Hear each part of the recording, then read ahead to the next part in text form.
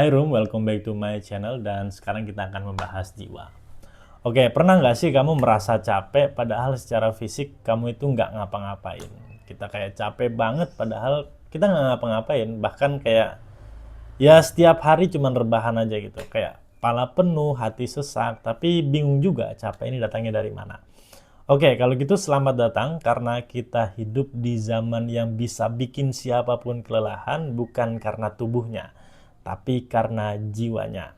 Jadi jiwa ini sangat lelah di saat tubuh ini sama sekali nggak lelah. Namun dampaknya membuat seluruh tubuh ini terasa lelah karena jiwanya yang lelah. Dan menariknya, 1000 tahun yang lalu, seorang ilmuwan muslim sudah menyusun peta lengkap tentang jiwa manusia, teman-teman. Beliau adalah Ibnu Sina. Banyak orang mengenalnya sebagai bapak kedokteran, tapi sedikit yang tahu kalau beliau juga pelopor ilmu psikologi Islam yang sangat berpengaruh di dunia timur maupun dunia barat.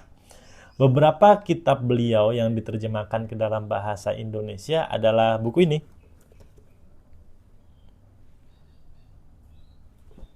yang berjudul Psikologi Islam, Panduan Memahami Kondisi Jiwa Manusia, yang diterbitkan oleh Turos Pustaka. Walaupun sudah ratusan tahun, tapi justru teori-teori beliau ini sangat relevan buat kita yang sedang lelah secara batin hari ini, teman-teman. Dan apa yang saya dapatkan dalam buku ini, setidaknya saya membaginya menjadi 6 poin pembahasan dalam buku yang saya baca ini. Yang pertama adalah jiwa kita itu lebih dari sekedar tubuh, teman-teman. Ibnu Sina mengatakan bahwa manusia bukan hanya sekumpulan daging dan tulang. Kita ini bukan hanya isian daging dan tulang, teman-teman. Tapi kita punya substansi non-fisik yang disebut dengan nafas atau jiwa. Jiwa inilah yang mengatur pikiran, perasaan, dan semua gerakan tubuh itu adalah jiwa, teman-teman. Jadi kalau tubuhmu lelah, kamu butuh tidur. Tapi kalau jiwamu yang lelah, kamu perlu lebih dari sekedar istirahat. Dan yang kedua yang saya baca dalam buku ini adalah ada banyak jenis kelelahan, teman-teman. Dan itu tergantung daya jiwa yang terganggu. Ibnu Sina membagi jiwa ke dalam banyak daya atau kuwah. Jadi kuwah itu adalah bentuk kekuatan sendiri yang menggerakkan jiwa tersebut.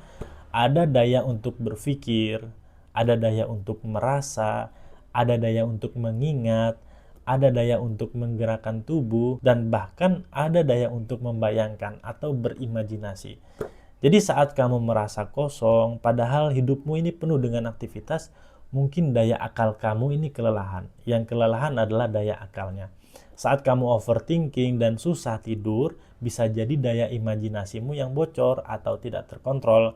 Dan saat kamu sering marah tanpa sebab, bisa jadi daya emosimu yang sedang tidak seimbang atau tidak baik-baik saja, sehingga menyebabkan kamu ini meletup-letup dan meletus-letus amarahnya, seperti itu.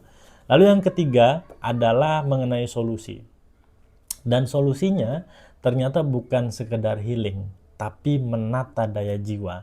Ibnu Sina tidak hanya mengidentifikasi masalah, teman-teman, tapi juga menawarkan penyembuhannya. Bagi beliau, terapi jiwa itu bukan cuma soal obat, tapi juga soal keseimbangan hidup. Tidur yang cukup, makan makanan yang sesuai dengan kebutuhan tubuh, ibadah yang khusyuk, dan mengelola pikiran dengan baik, karena semua itu bagian dari tazkiyatun nafas atau penyucian jiwa. Dan ini bukan nasihat kosong, teman-teman. Ibnu Sina memadukan ilmu kedokteran, filsafat, dan spiritualitas dalam satu bangunan psikologi yang sangat sistematis sekali. Lalu yang keempat yang saya baca dalam buku ini adalah mengenai akal, imajinasi, dan kenapa kita ini gampang cemas. Ada hal yang sangat menarik, teman-teman. Ibnu Sina mengatakan bahwa akal itu memiliki dua bentuk.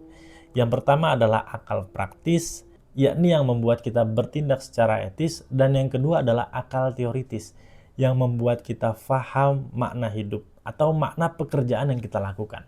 Nah, dalam dunia modern, kebanyakan orang saat ini tuh hanya mengandalkan yang satu sisi saja, teman-teman, yakni akal praktisnya saja. Semuanya ingin cepat, instan, dan efisien. Namun kita lupa untuk melatih sisi kontemplatif dan teoritisnya, sehingga kebanyakan dari kita ini banyak yang kehilangan arah. Akhirnya mudah cemas, mudah panik, dan bingung sendiri dengan hidup yang kita jalani. Yang kelima yang saya baca dalam buku ini adalah jiwa itu tidak mati saat tubuh mati, teman-teman. Ibnu Sina juga berbicara tentang kematian dalam buku ini, teman-teman. Bahwa tubuh akan hancur, tapi jiwa akan terus hidup dengan kondisi sesuai apa yang kita bangun selama hidup. Kalau jiwamu penuh kekacauan, ketamakan, kemarahan yang tidak terkontrol, maka itu akan terbawa pasca kematian. Jadi hematnya tuh Ibnu Sina ingin ngomong gini, teman-teman. Sebenarnya merawat jiwa hari ini adalah investasi untuk hidup setelah mati. Singkatnya sih Ibnu Sina kayak pengen ngomong kayak gitu. Dan yang terakhir atau yang keenam yang dapat saya simpulkan dalam buku ini adalah kembali ke diri sendiri adalah jalan terbaik untuk kembali ke Tuhan, Allah Subhanahu wa Ta'ala. Di akhir bukunya, Ibnu Sina tidak hanya bicara soal ilmu, beliau juga bicara tentang jalan kembali atau jalan pulang, bahwa mengenal jiwa adalah jalan untuk mengenal Tuhan. Banyak dari kita yang belajar agama ini hanya hafalan saja, teman-teman. Kayak baca ini, baca itu, dan lain sebagainya, atau mengerti ini, mengerti itu, dan lain sebagainya, itu hanya terlintas dan hanya menjadi bahan hafalan saja. Dan kita lupa bahwa agama itu juga punya jalan sunyi, yakni ta'aruf, mengenal diri sendiri. Saat kita mengenal siapa diri kita sadar bahwa kita ini lemah, kita ini rapuh dan butuh akan yang maha kuat, maka dari sanalah penyembuhan jiwa itu dimulai. Menurut Ibnu Sina, dan apa yang sudah seharusnya kita lakukan. Sebagai penutup, teman-teman, adalah bahwa psikologi Islam ala Ibnu Sina ini bukan hanya warisan sejarah, melainkan ia adalah ilmu penyembuh jiwa yang menyapa kita hari ini. Di tengah kebisingan notifikasi, tekanan sosial, dan krisis eksistensi. Sehingga kalau kamu sedang capek, tapi kamu nggak tahu kenapa alasannya, mungkin itu sudah saatnya untuk kamu buat duduk diam, membuka lembaran demi lembaran dalam buku ini, dan berkata pada diri sendiri, kayaknya aku ingin sembuh deh. Bukan hanya sehat secara fisik, tapi juga pulih secara jiwa. Sekian dari saya, semoga bermanfaat dan selamat membaca.